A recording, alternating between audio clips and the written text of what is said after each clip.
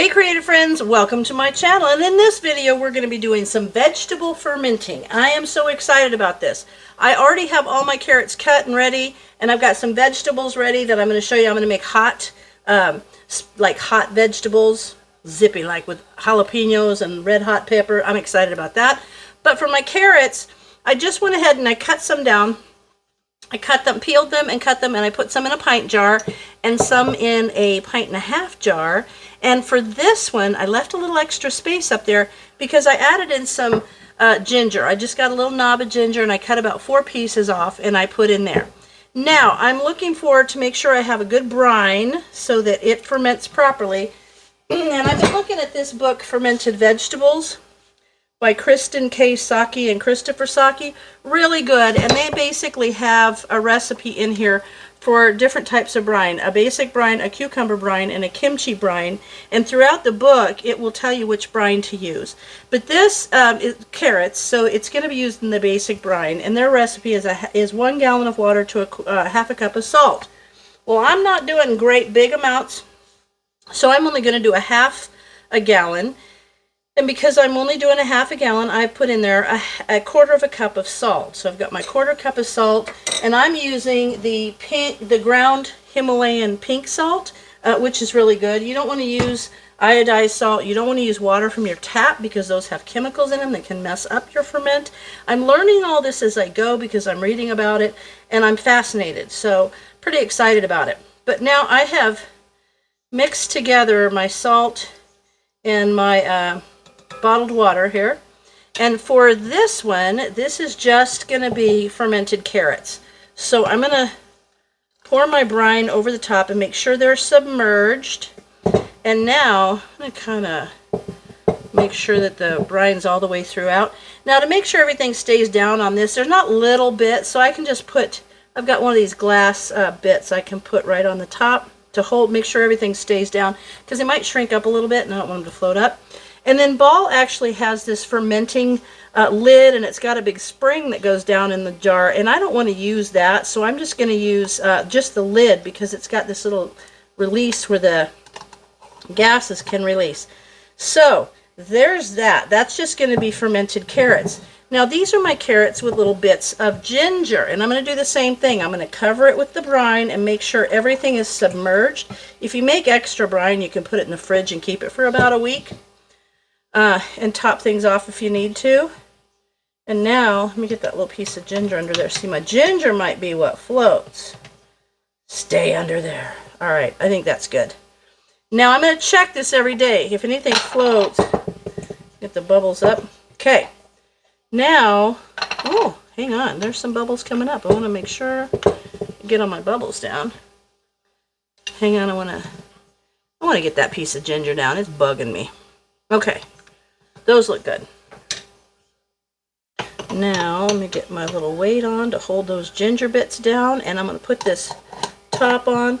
And I want to keep them in a dark place where they're going to ferment. I'll check them every single day. The bubbles will start to come up, and then I'll taste them, and we'll see that they are awesome. And I have to show you guys, because you know I love to sew. So I made... because I want these, I have a corner of my kitchen where I'm putting all my ferment stuff, and it's not really dark over there, so I wanted them to be dark. So I had these old blackout curtains, and I actually made little dresses. Basically, I took cotton so that they look nice, and I sewed it over that blackout curtain and put a little elastic. So I can put this over these little carrots, and they'll stay dark. And I don't know, it kind of looks cute in the corner. Matches my kitchen kind of theme, and I can come and check. So that is going to live in the corner in its little dress while it ferments. I know that sounds crazy, but I want to make sure that I just don't have a towel thrown over the top of it to keep it dark, and I can just check each individual one. So there's one, and I think I'll use this one for this. These are just scraps of fabric, so they're, oh, I need to cut the strings off that. But there's that one. So those are going to go live in the corner. And now I'm going to put together my hot mixed vegetables. And what I'm going to use the same brine. So that's pretty awesome. So I'm going to use the same brine. I've got this nice big jar right here because the vegetables I'm going to use are going to be cauliflower, carrots. I got some jalapenos. And I'm going to put a little sprinkle of red pepper in there. And for my weight on this, because this is an odd size jar, what you can do, you can use a plastic bag and put brine in it. You don't want to use water, because if that compact plastic bag accidentally gets a hold or something in it, you don't want it to leak water, because then it will dilute the salt to water ratio and it'll mess things up. But I also have, you know, you can go to the Dollar Tree and you can get those glass beads, and I put them in a net and run them through the dishwasher. This one, I've put this in a quart bag, and I tested, if I put it in there, it will cover and hold everything down. So I'm kind of liking that. So I'm going to use that as the weight. And another thing I'm doing is I'm taking the gasket off of this lid so that it doesn't seal tightly. It kind of goes down, and I can just kind of hold it down, but it still is loose enough on there that gas can go out. Let me see, there you go. It's still loose enough because I don't have this gasket on it that would close it up and make it airtight. It still will be loose enough to let gases out, and I can come open and just kind of flick it open if I need to, if I see that there's a lot of gases getting building up in there. So I'm going to mix up all my vegetables in one big bag so that they're nicely evenly mixed, and I'm going to put them in this jar, and I will come back to you as soon as that's done. All right, here we have all the vegetables in the jar, and I realized when I was mixing them up in the bag, I didn't add my hot peppers, my crushed pepper flakes, so I'm just going to sprinkle some on top in the hopes that when I pour the brine on, it will kind of pour it, you know, work it down in there, but it'll mix up anyway. I think that's good. Yeah, that's all right, because I got some jalapenos in there. Now I'm going to pour the brine on. I want it to get to where it's just covering. I might have to make more. I'm not sure. If I do, it's okay. If I, oh, so close. Woo! I think I got it. Let me see if I can mix those down, because you always want to make sure everything's completely under the brine. And if I make brine, if there's some extra, that's fine too. And see those little bits? I might have to come back later and scoop those little bits out. I actually am going to make a little bit more brine because I want it to be a little bit deeper than that. So I will make a little, I'll make a half of what I just made, and I'll come back to you. All right, I made some more. I'm going to pour it in there. Kind of want to get it, there we go. And you can see on the bottom there's quite a bit of space that's kind of floating, so when I put that bag it should hold it down. And there's going to be little bits in there. I might have to get a little slotted plastic spoon and scoop those out, but let's see how it does with this bag on there with my little stones. Okay, let's see. I'm going to spread these out in there. No, that's not going to work. I'm going to need to get a piece of something across there. A cabbage leaf might work to hold that down before I put that weight on it. So let me go find something and I'll come back to you.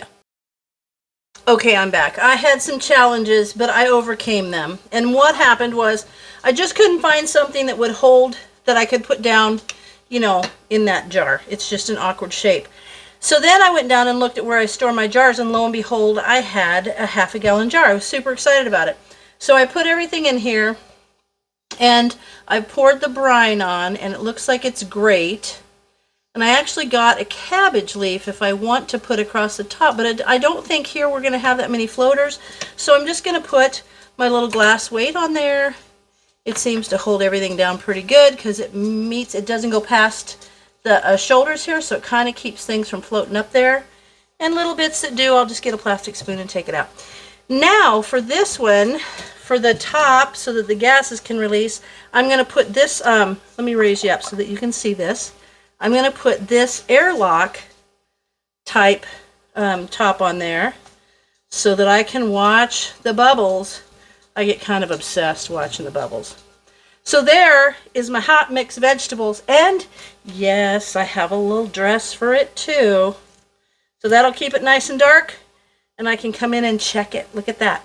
So here we have carrots, fermented ginger carrots, and hot mixed vegetables. So I'm going to let them go for about a week. I'm going to make sure they're fermenting. I'm going to come check on them and make sure there's none of the mold that shouldn't be there or any of that stuff. And then we'll do a little taste test in about a week and see if they're ready to go or if they need to go longer, which they probably will. But we'll check it out. So there you have it. It's fermenting time on Tuliloo Creates. As always, thanks for watching, and I'll see you in my next video.